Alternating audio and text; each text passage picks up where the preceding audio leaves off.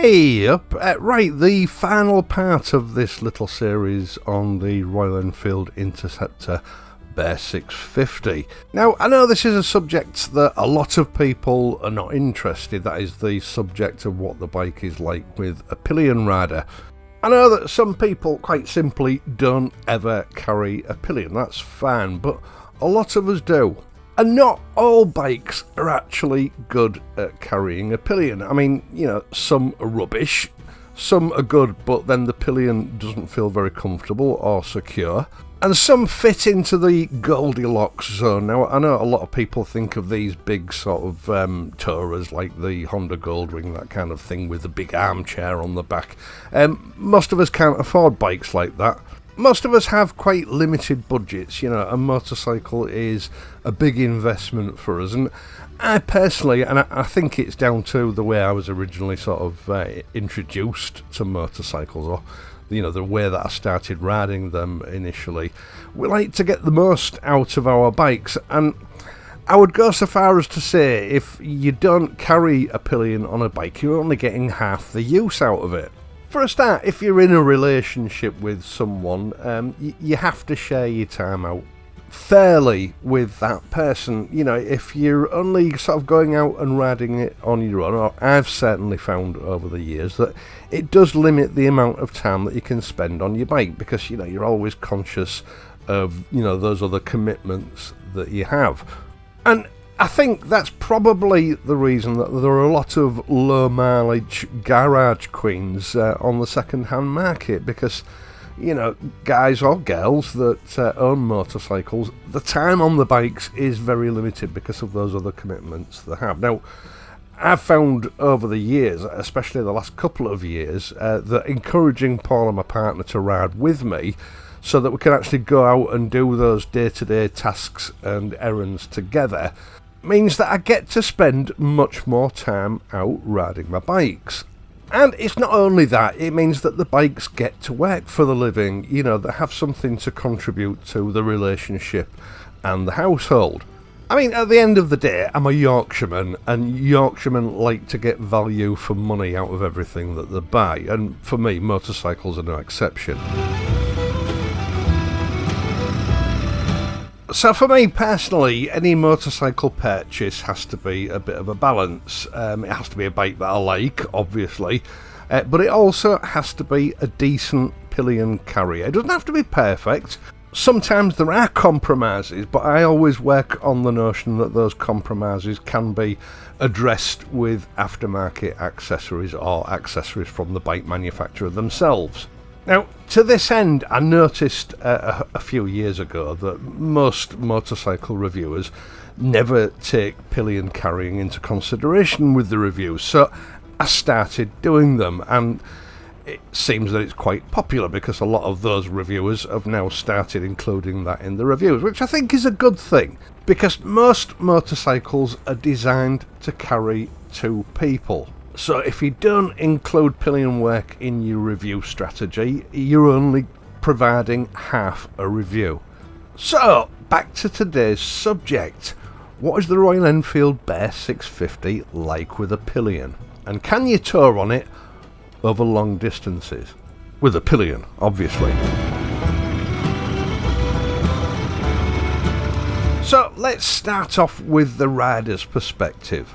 As I mentioned in the general review on Wednesday, Royal Enfield have substantially upgraded the suspension on the BEAR 650. It's far better than the original Interceptor 650.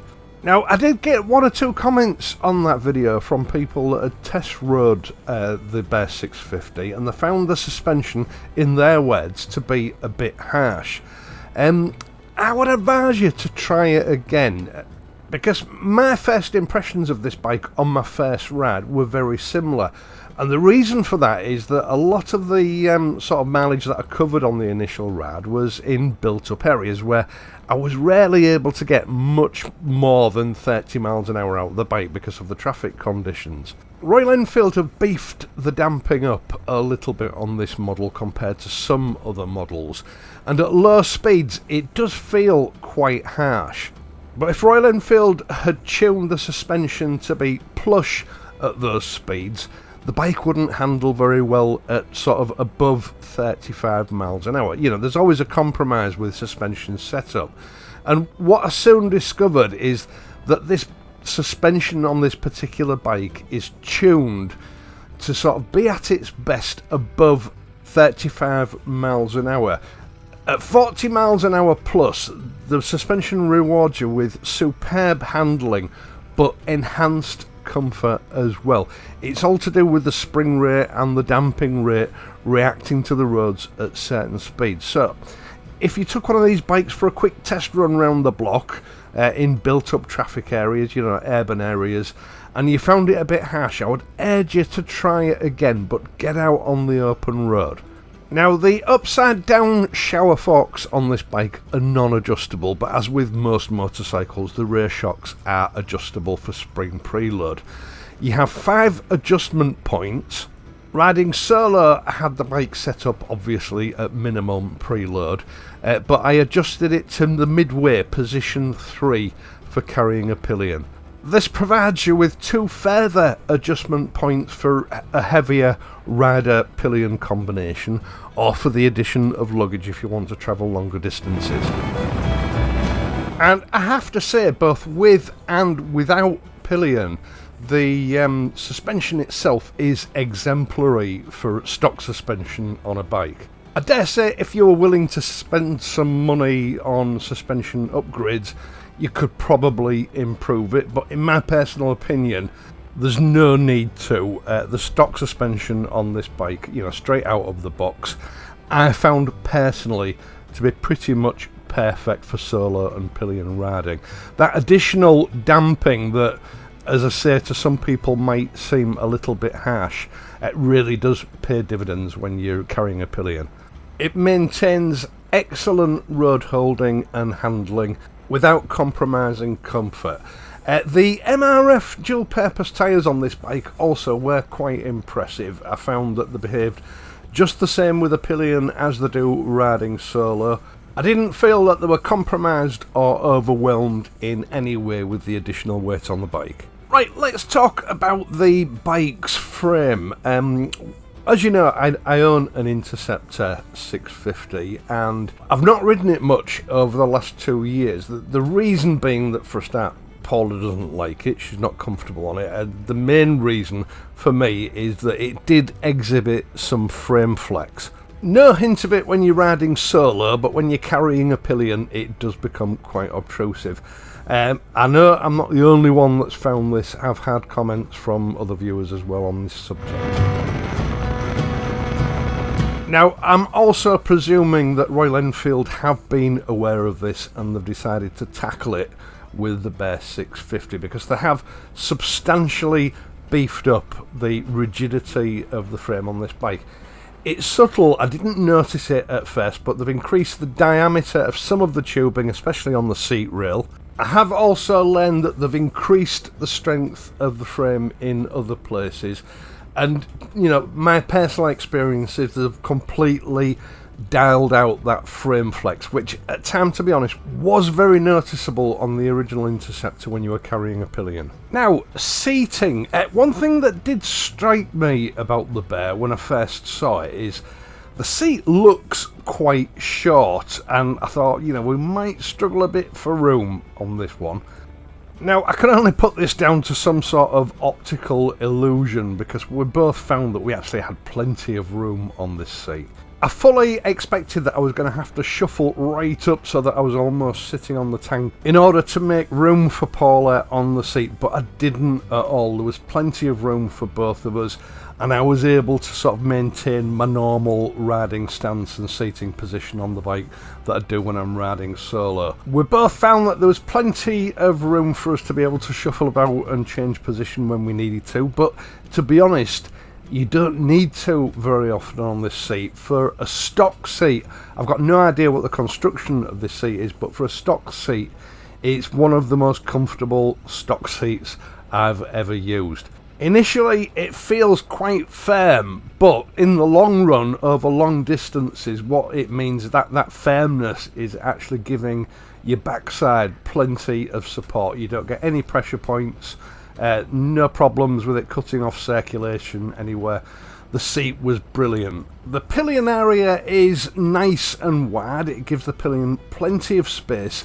And another nice touch is not only does it have a pillion grab rail, this seat also has a pillion strap. Now, Paula prefers a grab rail, so this is ideal for her, but I know some pillions also like to use a pillion strap, so they've got a choice here, which is excellent.